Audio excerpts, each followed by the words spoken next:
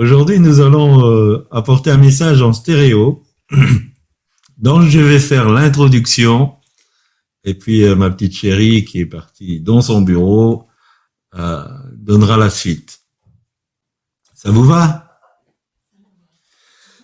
Alors, nous allons parler aujourd'hui sur Matthieu chapitre 25, des versets 14 à 30. On va pas faire la lecture, mais c'est ce qu'on appelle habituellement la parabole des talents. Et en introduction, je vais faire quelques constatations et après, ma petite chérie prendra la suite. Donc, vous connaissez, je suppose, cette histoire du maître qui part et qui donne des talents à ses serviteurs, 5 à l'un, 2 à l'autre, 1 au troisième.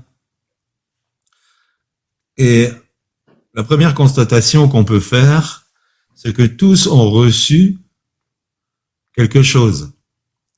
Et ce qu'ils l'ont reçu, c'était en fonction de leur capacité.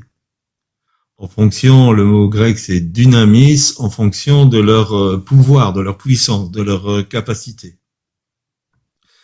Dieu donne à chaque être humain une somme de talents, une somme de choses qui, selon ses capacités.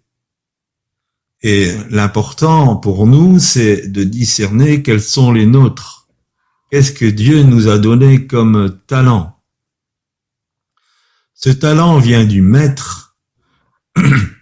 Donc c'est un placement qu'il fait.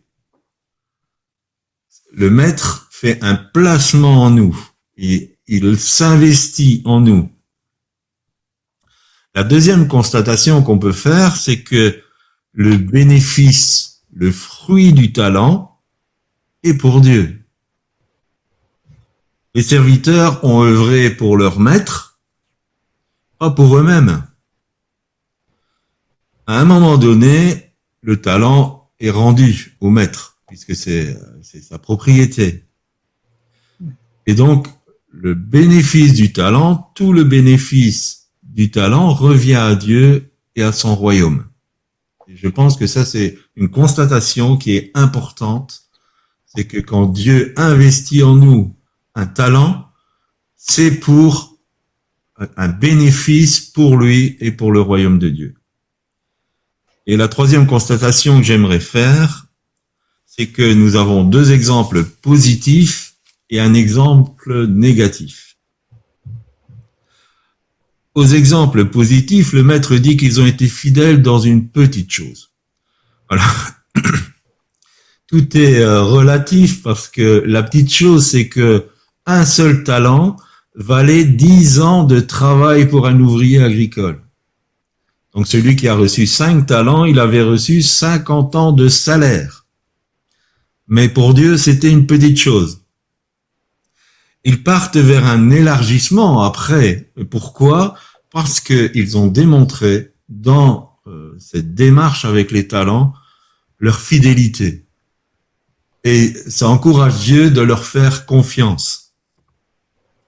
L'exemple négatif a été tenu, lui, par la peur. Et c'est de ça que ma petite chérie va parler. Il manque cependant à cette parabole un élément. Nous sommes encore dans l'ancienne alliance. Et cet élément important, c'est le fonctionnement du corps dont nous avons parlé longuement hier, parce que ses compagnons ne l'ont pas aidé. Ni celui qui avait reçu 5 talents, ni celui qui avait reçu 2 talents, ils ne lui ont pas dit, écoute, on va t'aider, c'est peut-être pas facile, mais on va te donner des conseils pour que au moins tu puisses faire fructifier ce que tu as reçu. Et donc, par rapport au fonctionnement du corps, aucun membre n'est complet en lui-même. Donc, que ça soit ministère, don, talent, la full option, comme on peut trouver sur des véhicules, n'existe pas. Nous sommes emboîtés les uns dans les autres. Et c'est quelque chose d'important d'envisager que si nous sommes emboîtés les uns dans les autres, c'est pour quelque chose de beaucoup plus grand, de beaucoup plus vaste. Parce que quelquefois, nous sommes affairés à notre zone, mais il faut savoir que nous sommes emboîtés dans un plan qui est beaucoup plus vaste, qui a été établi par Dieu depuis longtemps, et que nous avons notre part dans ce plan vaste. Nous sommes interdépendants, la Bible dit. Et les un talent, donc ceux qui n'ont reçu qu'un seul talent, sont tout aussi nécessaires que les 5 talents. Et si le un talent ne rapporte rien, le 5 talents et le 2 talents, aujourd'hui, dans l'Église, en seront affectés. Parce que le un talent a son importance. Et donc, nous avons vu hier que le corps est appelé à grandir en fonction de la capacité de chacun. On va pas en reparler. Le corps est appelé à poursuivre la mission de Jésus sur la terre. Acte 1.1 nous dit que Jésus a commencé de faire. Donc, nous sommes appelés à continuer à faire. En tant qu'enfant de Dieu, la recherche de mon talent doit toujours tenir compte du but ultime et de la vision du corps. C'est important de ne pas s'isoler, s'individualiser, mais d'envisager que comment je dirais, le fruit que va donner mon talent a pour but la vision du corps dans son ensemble. Et donc, l'exemple de Jésus est à suivre dans le sens que nous sommes au service des autres, et notamment Tabitha qui était couturière et qui mettait son talent au service des autres. Et le fait qu'elle aidait les autres, les plus démunis, les ont amenés à vraiment avoir une intercession pour que Dieu fasse quelque chose. Et puis, vous savez que Pierre est venu et puis elle est ressuscitée des morts. Donc voilà, en introduction, ce que je voulais dire. Ma petite chérie va prendre la suite. Ma petite chérie, quand elle annonce la parole de Dieu, elle a besoin de tout écrire. Donc ne vous inquiétez pas si elle baisse les yeux. Mais elle a besoin de tout noter pour être sûre de ne rien oublier. Voilà, donc souvent elle me dit, tu as beaucoup de chance, toi, tu mets un point et puis tu parles 10 minutes sur ce point. Mais chacun tient un talent différent. Et puis voilà, en tout cas, elle a le talent d'apporter la parole de Dieu. Et je lui laisse la place. Merci. Alors bonjour à tous, même ceux que j'ai pas vus tout à l'heure, Stéphane, Alain, et puis Bonnie et Leïla. Voilà. Alors vous savez qu'on porte Ézéchiel 37. Donc le Seigneur demande à Ézéchiel de prophétiser sur les ossements desséchés. Donc Ézéchiel prophétise. Et là il se fait un bruit, un mouvement. Et les os s'approchent les uns des autres. Hier, on en a parlé avec la vision, le souffle de vie. Il se fait un mouvement, il vint des nerfs, la chair, la peau, et le Seigneur donne un nouvel ordre à Ézéchiel, prophétise, esprit des 4 vents, souffle sur ces morts et qu'ils revivent. Ézéchiel prophétisa et ils reprirent vie, la parole nous dit. Et c'était une armée nombreuse, très nombreuse. Ça, c'est la vision finale et c'est glorieux. Alors nous croyons, on vous l'a déjà dit, que nous sommes dans une époque particulière et que des temps difficiles arrivent sur nos pays et que Dieu veut faire laver une armée. Et je crois que tous ici présents, vous en faites partie de cette armée. Mais si nous revenons à nos textes de base dans Matthieu, au verset 25, il nous est dit que le serviteur a eu peur et qu'il est allé cacher son talent. Et aujourd'hui, je voudrais parler de cette peur. Parce que je crois que beaucoup d'enfants de Dieu ne rentrent pas dans l'armée par peur, juste par peur. Et c'est peut-être ton cas aujourd'hui. Alors pour ça, on va s'arrêter sur des personnages bibliques, sur 3 personnages. Alors on va parler premièrement d'Élie. Alors je ne vais pas vous parler de tout, mais vous connaissez le défi énorme qu'a relevé Élie.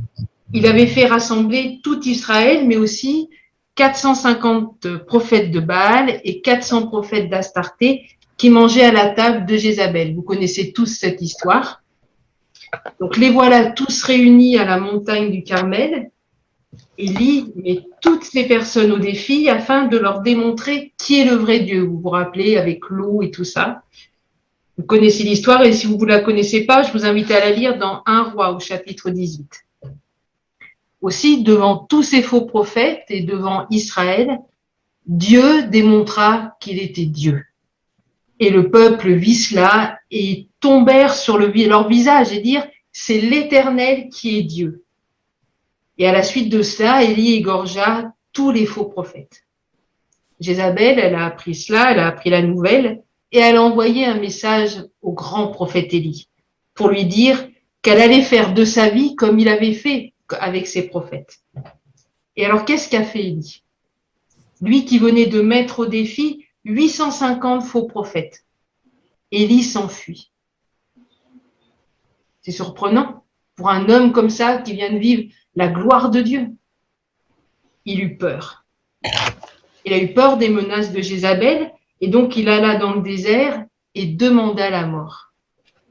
Il s'endormit et 2 fois de suite, il nous est dit qu'un ange lui servit un repas et lui dit « Lève-toi, la route est longue ». Alors il se leva, il marcha, on nous a dit 40 jours et 40 nuits, et puis il entra dans une caverne. Il passa la nuit, et voici la parole de l'Éternel lui fut adressée en ces mots. Que fais-tu ici, Élie? Alors Élie avait eu peur, il était découragé, il avait déployé tout son zèle. Et combien d'entre nous, nous sommes un peu comme Élie? On déploie notre zèle et puis on est découragé. Alors qu'est-ce que l'Éternel lui dit? L'Éternel lui dit, sors et tiens-toi dans la montagne devant l'Éternel. Il nous est dit dans 1 Roi 19 au verset 10 que l'Éternel passa, je le lis, qu'il y eut un vent fort et violent qui déchirait les montagnes et brisait les rochers, mais que l'Éternel n'était pas dans le vent. Et après le vent, ce fut un tremblement de terre. Et l'Éternel n'était pas dans le tremblement de terre. Et après le tremblement de terre, un feu. L'Éternel n'était pas dans le feu. Et après le feu, un murmure doux et léger. Et quand Élie l'entendit, imaginez un peu la scène, il s'enveloppa le visage de son manteau, il sortit et se tint à l'entrée. Il était à l'entrée de la caverne et là il dit, voici une voix lui fit entendre ces paroles à nouveau. Que fais-tu ici, Élie? Alors Élie il répond, j'ai déployé mon zèle pour l'Éternel, le Dieu des armées, car les enfants d'Israël ont abandonné ton alliance. Ils ont renversé tes autels et ils ont tué par l'épée tes prophètes. Et je suis resté moi seul. Et ils cherchent à m'ôter la vie. L'Éternel lui dit, va, reprends ton chemin par le désert jusqu'à Damas, et quand tu seras arrivé, tu oindras Hazaël pour roi de Syrie, tu oindras Jéhu et tu oindras Élisée. C'est une histoire incroyable. Dieu ne s'arrête pas à nos jérémiades. D'ailleurs, n'est à celle des jérémiades d'Élie, puisqu'au contraire, il va lui dire, va, reprends ton chemin. Alors, j'aimerais m'arrêter d'abord sur un point important de cette histoire, parce qu'il nous est dit que l'Éternel n'était pas dans le tremblement de terre, pas dans le feu, mais dans un murmure doux et léger. Alors, peut-être que tu es habitué à ce que Dieu te parle au travers de beaucoup de bruit, de la puissance, mais aujourd'hui, particulièrement, le Seigneur veut te parler dans un murmure doux et léger. Tu avais déployé ton zèle pour Dieu, mais aujourd'hui, tu t'es arrêté. Et l'Éternel te dit, tu courais si bien. Qu'est-ce qui t'a arrêté? Alors, ça peut être, comme pour Élie, le découragement. Mais des fois, on a l'impression que rien ne bouge. Quand j'ai commencé à annoncer Ézéchiel 37 aux serviteurs de Dieu de ma ville, j'avais l'impression que rien bougeait. Et pourtant, je voyais la puissance de Dieu m'accompagner, je voyais la main de Dieu.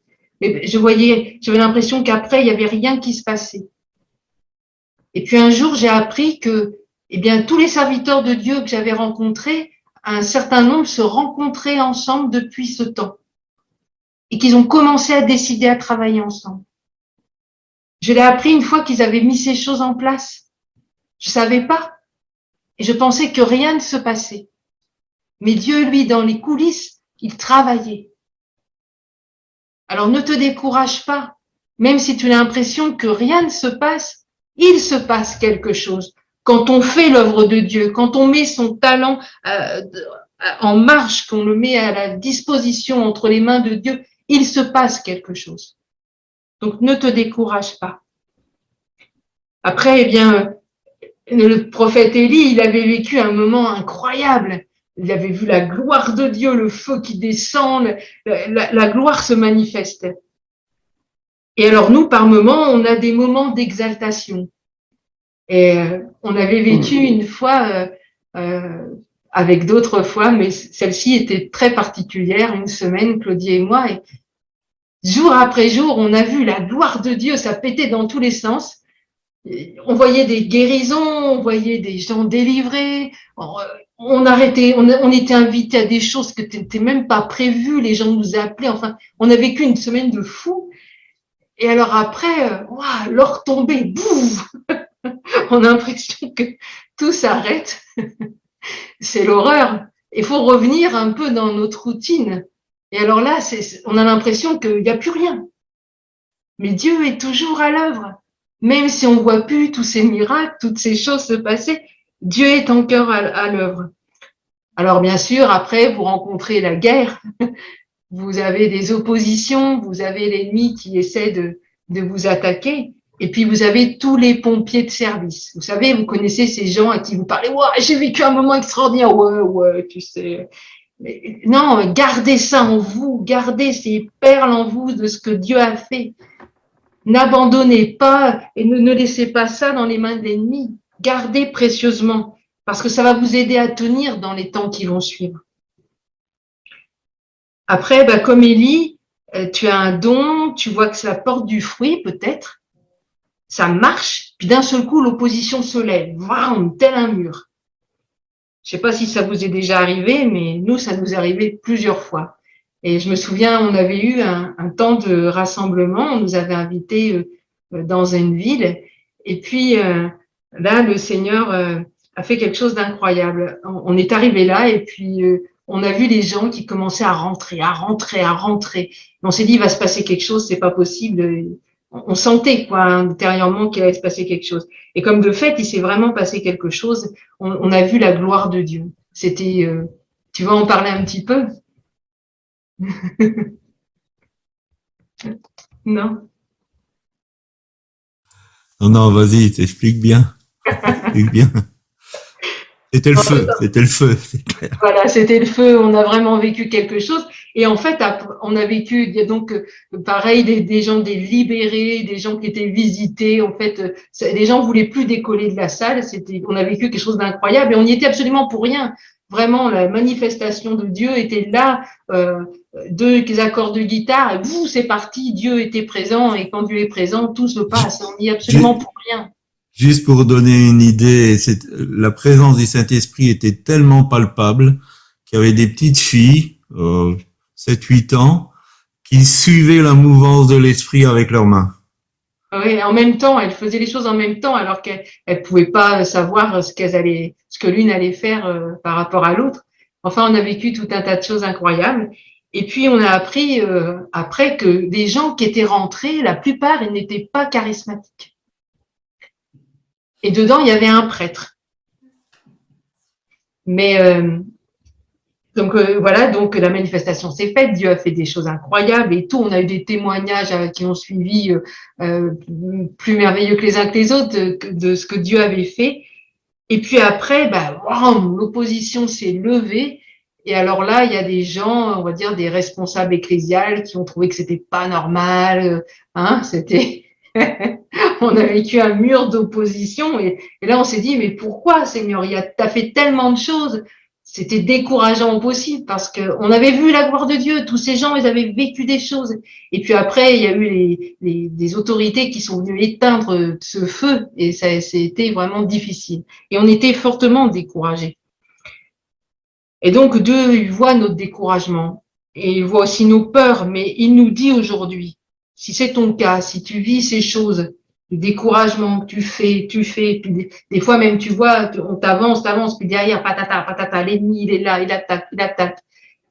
Eh bien, ne te décourage pas, avance. Et comme le Seigneur, il dit, comme il a dit à Élie, va, reprends ton chemin. J'ai une nouvelle mission pour toi. C'est pas le moment de t'arrêter. Après, on va parler aussi de Moïse. Moïse, je l'aime, ce personnage. Un appel de libérateur. C'était, il nous est dit dans la parole, un homme d'action, un habile orateur. Ça nous est dit dans Actes 7, 22 et c'est la version parole vivante. Mais Moïse vit un Égyptien qui frappait un Hébreu, il le tua et mit son corps sous le sable. Alors le jour suivant, il sortit, vous connaissez l'histoire, hein, il vit deux Hébreux qui se querellaient et puis il dit à l'un, mais pourquoi tu frappes ton prochain? Et cet Hébreu répondit, qui t'a établi chef sur nous?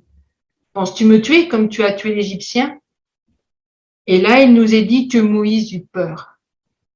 D'ailleurs, il nous est dit aussi que Pharaon, ayant appris ce qui s'était passé, cherchait à le faire mourir. Nous revoilà encore avec un homme qui fuit, comme Élie a fui, à cause de la peur.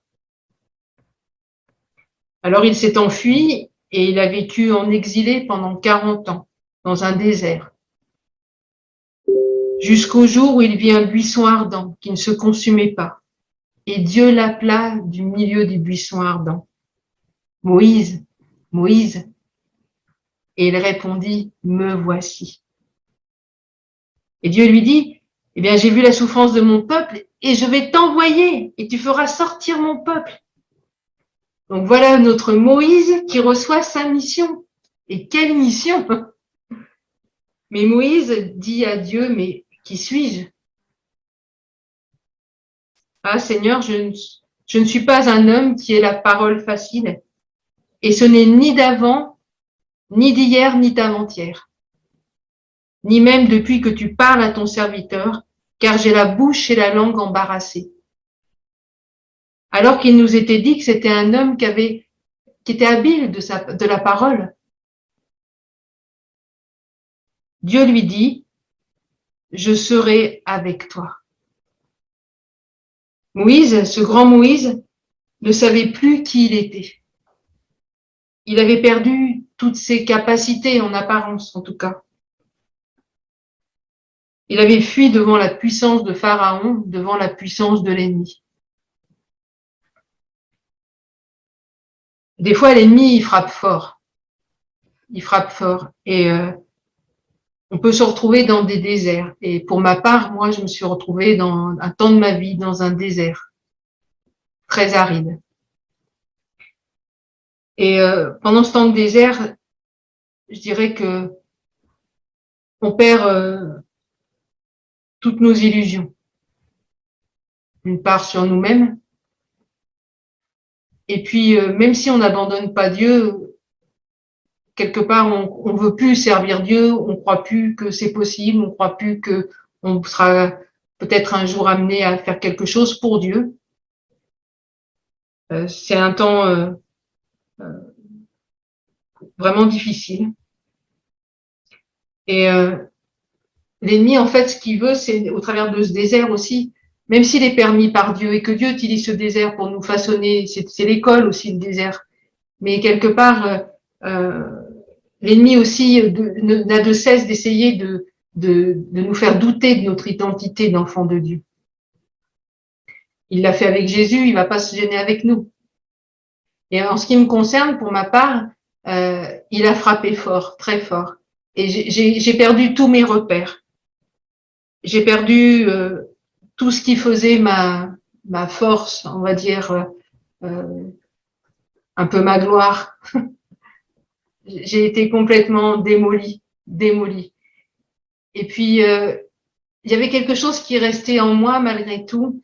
C'était le fait que j'ai été abandonnée toute petite et que, arrivée à l'âge de à peu près 11 ans, j'ai été adoptée par une famille. Et pour moi, je m'étais dit, bah, comme ces gens m'ont adoptée, eh bien, je comprends l'adoption par Dieu. Parce que j'ai rien fait pour que ces gens-là m'adoptent. Et donc, c'est parce que j'étais aimée. Et de la même manière, Dieu, il m'a aimée et puis il m'a adoptée. Et puis pendant cette période de désert qui a été difficile, euh, ma mère est décédée, ma mère nourricière, et j'ai appris que je n'étais pas adoptée. Et qu'on m'avait menti pendant toutes ces années. Alors sur le coup, j'avais dit à Claudie, oh mais c'est rien, de toute façon, ça change rien, ça change rien. Mais si, ça a changé beaucoup de choses. Parce qu'en fait, on m'avait menti pendant plein d'années. Et j'ai pas compris pourquoi on m'avait menti. Et puis j'avais basé mon assurance de l'adoption de Dieu vis-à-vis de moi par rapport à mon vécu. Et ça, Dieu, il voulait enlever cette béquille. Parce qu'il voulait que je base mon adoption par rapport à sa parole, à ce que lui dit dans sa parole. Et comme je l'ai basé par rapport à un vécu, il voulait pas ça. Parce qu'il voulait que ça soit ancré. Et donc, cette béquille, elle est tombée. Donc, j'ai été pendant un temps complètement déstabilisée. Et puis, Dieu est vraiment bon. Parce que je peux vous assurer qu'un jour, j'ai dit, je bouge pas, Seigneur. On écoute un culte. Et puis, d'un seul coup, une personne dit, tu es adopté. Tu es vraiment, je t'ai vraiment adopté. Vraiment, le vraiment, qui faisait toute la différence. Et j'ai compris que mon identité, elle était par rapport à ce que la parole de Dieu disait, pas par rapport à mes expériences. J'ai compris aussi que cette traversée du désert, même si elle a été difficile, elle m'a façonné. Mais j'avais perdu quand même tous mes repères. Et j'avais pris peur quelque part face à la menace de l'ennemi. J'avais même cru ce que l'ennemi disait de moi.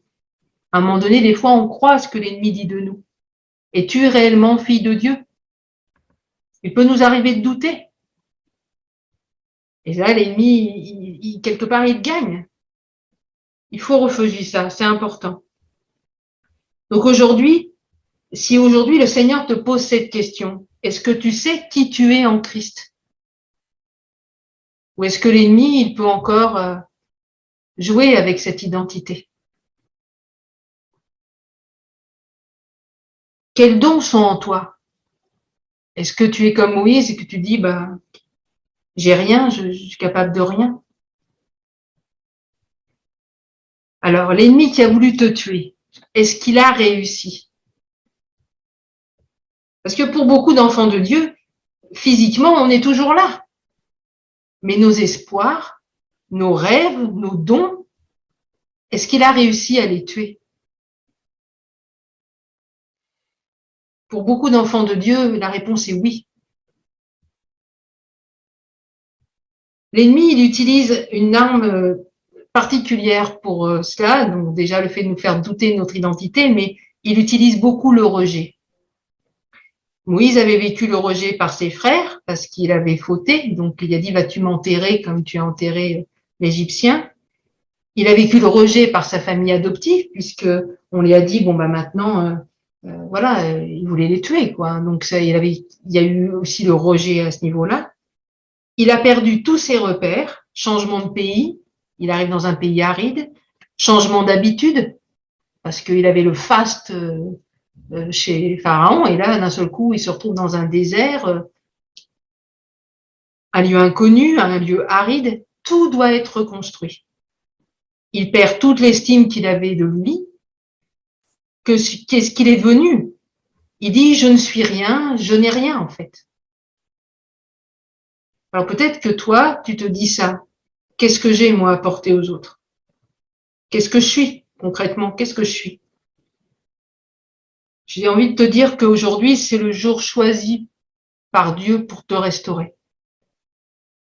Parce que quand on est là, c'est le temps de la restauration. Tu peux être pleinement restauré. Et comme il a appelé Moïse, Moïse, eh bien, il t'appelle par ton prénom. Et comme je disais tout à l'heure, c'est dans un murmure doux et léger. Écoute-le t'appeler et arrête de fuir. Dis-lui, Seigneur, me voici. Dieu a une mission à te confier. Écoute-le. Donc là, on a parlé de l'Ancien Testament. On peut dire, mais c'était l'Ancien Testament, tout ça, ça a changé. Et dans le Nouveau Testament, on va parler de Pierre aussi. Pierre était un homme avec du tempérament. Je pense que c'était un homme entier.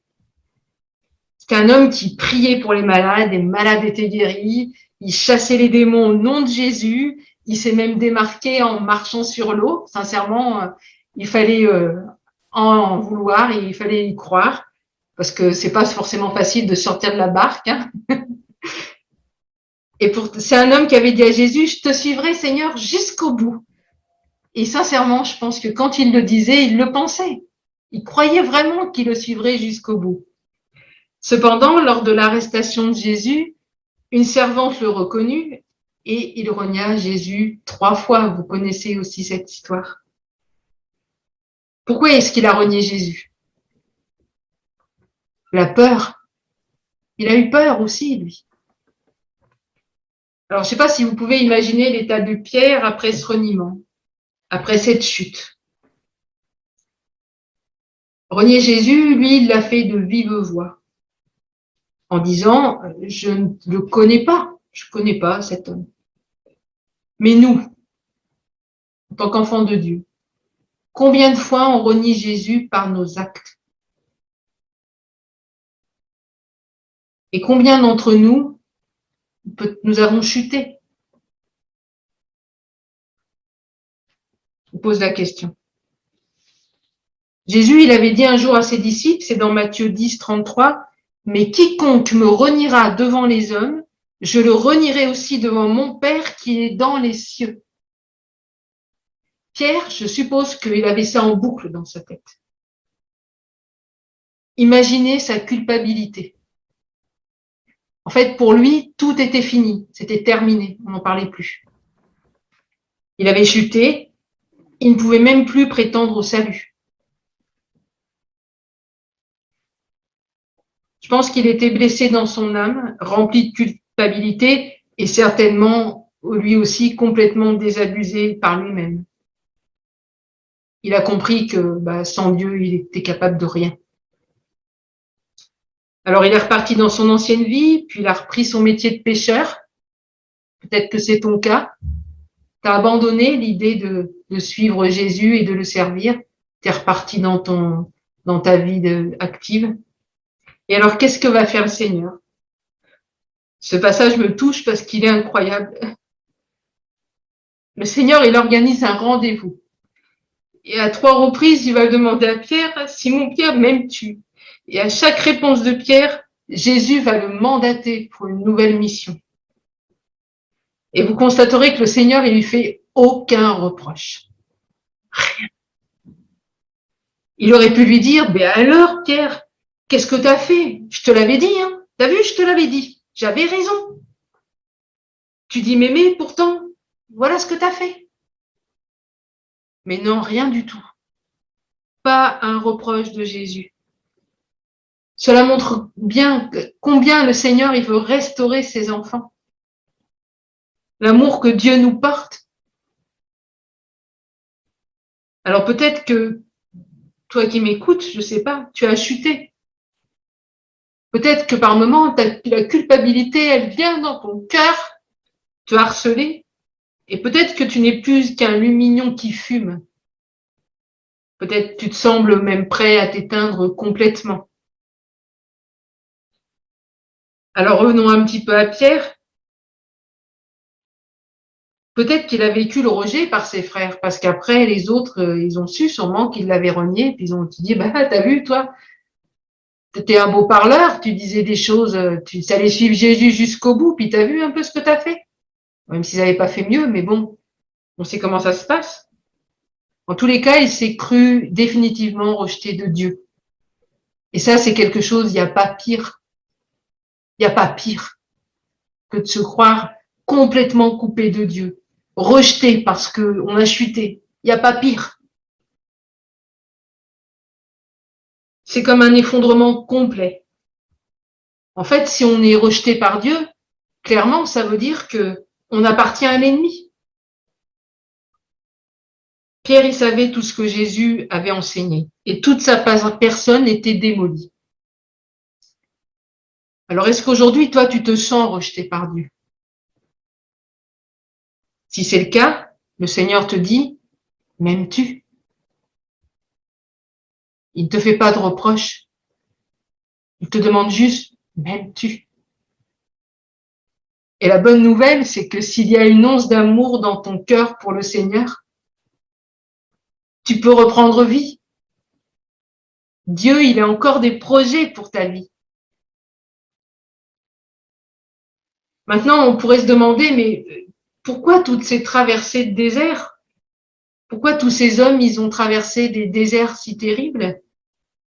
Et si on revient à l'exemple de Pierre, Jésus lui avait dit, tu me renieras 3 fois. Et pourtant, Jésus, il n'a rien fait. Jésus était tout à fait capable que Pierre ne le renie pas. On pourrait se dire, mais pourquoi Jésus a laissé faire ça? Et je crois qu'on a la fâcheuse tendance, nous les humains, à croire que quand nous recevons un don, c'est certainement qu'on y est pour quelque chose. Sincèrement, ne nous voilons pas la face.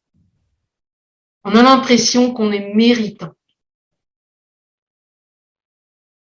Et on s'illusionne nous-mêmes. Alors, on peut parfois commencer à flatter notre ego, on ne le dit pas forcément tout haut, hein, mais au fond de notre cœur, hein, ça titille. Mais bon, je pense que vous n'êtes pas comme ça, il n'y a que moi. Mais tout don, toute vision est un cadeau de Dieu. Seulement, ce cadeau de Dieu, ce don, il a besoin d'un carburant. Alors, dans le cas qu'on vient de parler, là, notre carburant, ça peut être le fait d'être reconnu par les autres, c'est notre faire-valoir, notre don, c'est notre faire-valoir. Et c'est ça qui est notre carburant. Pour d'autres, leur carburant, ça va être l'argent. Ils savent qu'avec un don, ils vont obtenir pas mal d'argent sans faire trop d'efforts. Donc, pour eux, c'est le carburant. Mais ces deux carburants, le faire valoir, le fait de vouloir être reconnu par les autres, et l'argent, ça rapporte rien au royaume de Dieu. Ça n'intéresse pas Dieu. Le seul carburant qu'il nous faut aujourd'hui, à chacun d'entre nous, c'est d'avoir un feu pour Jésus dans notre cœur. C'est cette flamme qui bout en nous, qui doit nous donner ce carburant pour avancer. Alors, ma question, c'est, as-tu perdu ton premier amour pour Jésus? Quel est ton carburant? Dans Jean 12, 24, il nous est dit, en vérité, je vous le dis, si le grain de blé qui est tombé en terre ne meurt, il reste seul, mais s'il meurt, il porte beaucoup de fruits. Alors peut-être aujourd'hui, tu penses que tu es comme mort ou que tout est mort autour de toi. Eh bien, c'est le bon moment pour porter du fruit. C'est une bonne nouvelle, non? Aujourd'hui, tout peut reprendre vie. Que cela soit Élie, Moïse ou Pierre, chacun, ils ont eu une rencontre spéciale avec Dieu.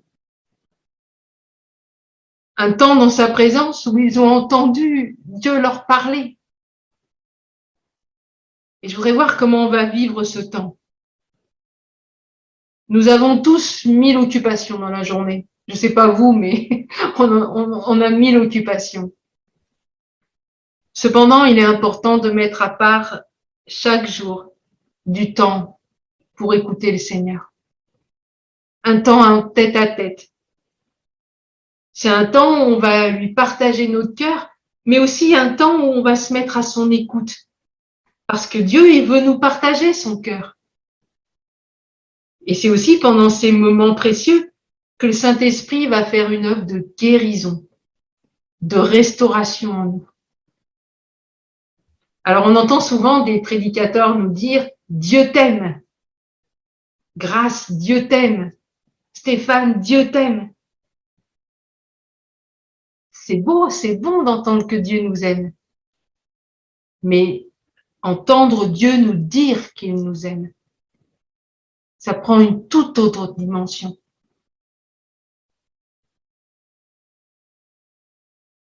Quand vous êtes amoureux ou amoureuse, je suppose qu'à beaucoup c'est arrivé ici, eh bien vous aimez partager des moments avec votre bien-aimé.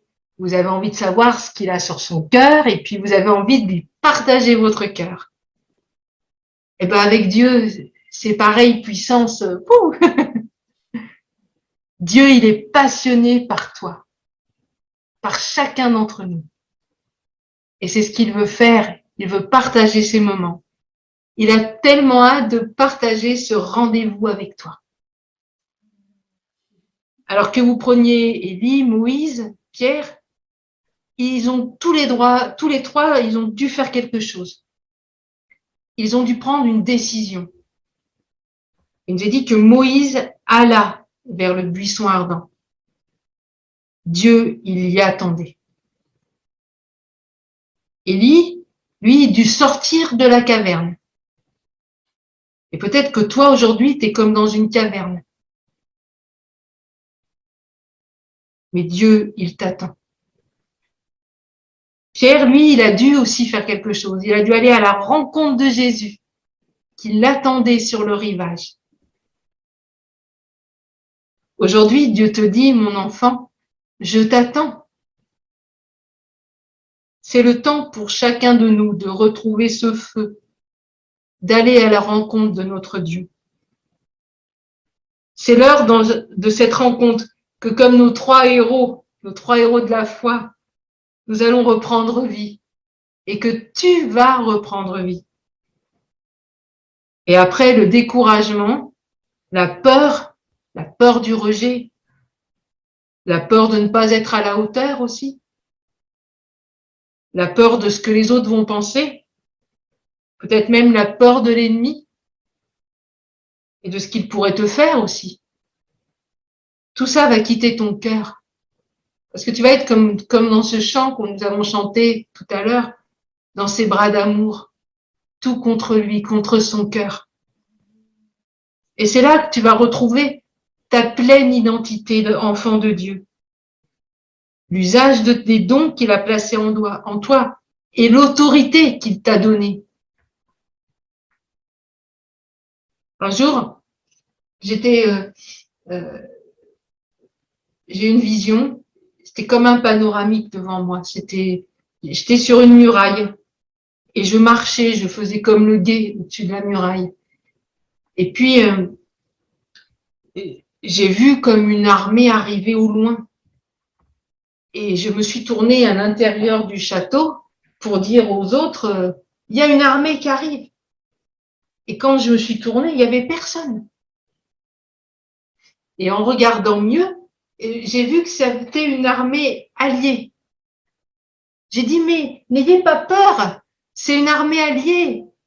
Et ils ont commencé à tous sortir de cachette. Il y en avait, alors c'était un truc assez archaïque, donc un peu comme dans la vieille histoire, vous savez, avec les châteaux forts et tout ça. Il y en avait qui étaient sous des charrettes avec de la paille, il y en avait qui étaient cachés à droite, à gauche, et tous, ils ont commencé à sortir. Ils avaient plus peur. Et c'était l'armée qui était en train de se lever. Aujourd'hui, tu as un rendez-vous avec Dieu. Je crois vraiment à cela. Et Dieu, il t'attend dans sa présence. Il veut te parler. Je laisse cela sur votre cœur, vraiment. Écoutez Dieu, allez dans sa présence. Il vous attend.